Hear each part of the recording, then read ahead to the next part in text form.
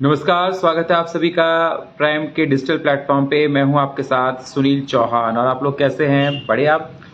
आज मैं डिस्कशन करूंगा कि हरियाणा में भी लोकसभा चुनाव की तैयारी को लेकर चर्चाएं जोरों पर होने लगी हैं, क्योंकि सीएम मनोहर लाल ने 24 नवंबर को एक बैठक बुलाई है, मीटिंग करने जा रहे हैं पंचकुला में। और उस मीटिंग में चर्चा होगी 2024 के चुनाव को लेकर। तो आपको बता दें, लगातार बीजेपी प्रोएक्टिव हो चुकी है 2024 के चुनाव को लेकर। बीजेपी का कहना है कि हम 2024 के लोकसभा चुनाव में 10 की 10 लोकसभा सीटें जीतने जा रहे हैं।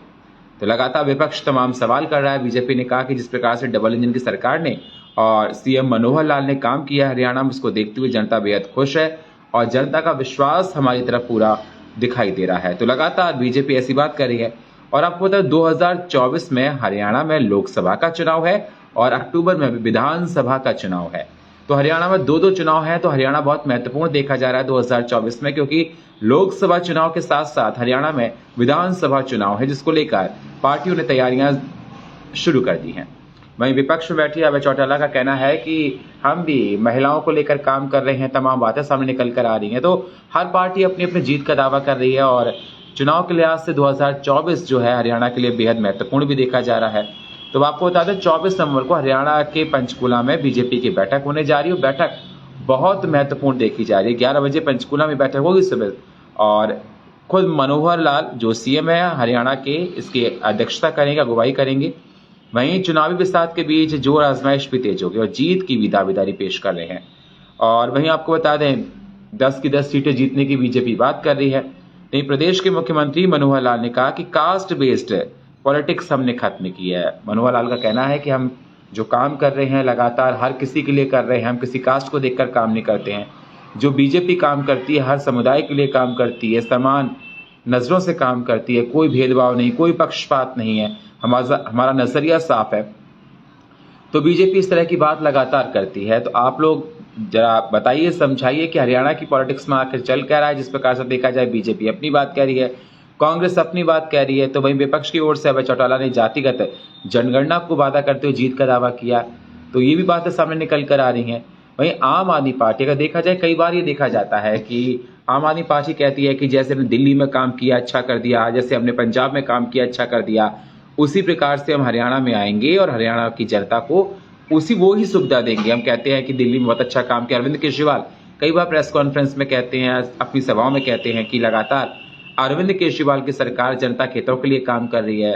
पंजाब में जिस प्रकार से काम करी भगवंत मान की सरकार, वो काबिल तारीफ है।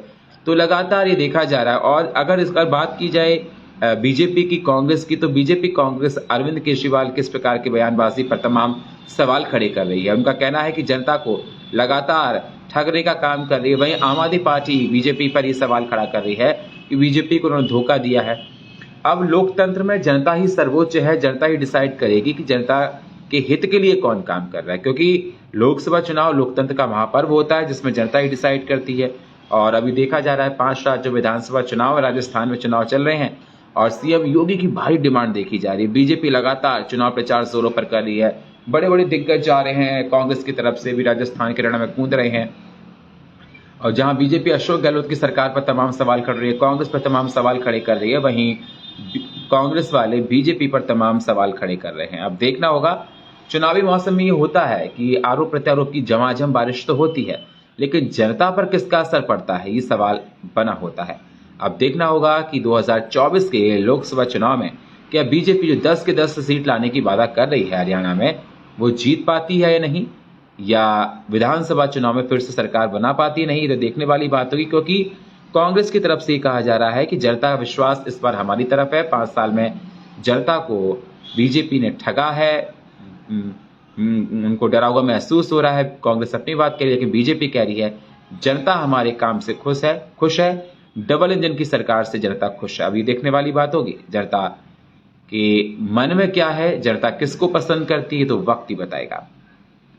और प्राइम के डिजिटल प्लेटफॉर्म में इतना ही। आप बने रहिए हमारे साथ, जुड़ते रहा कीजिए और नई नई अपडेट्स लेते रहा कीजिए।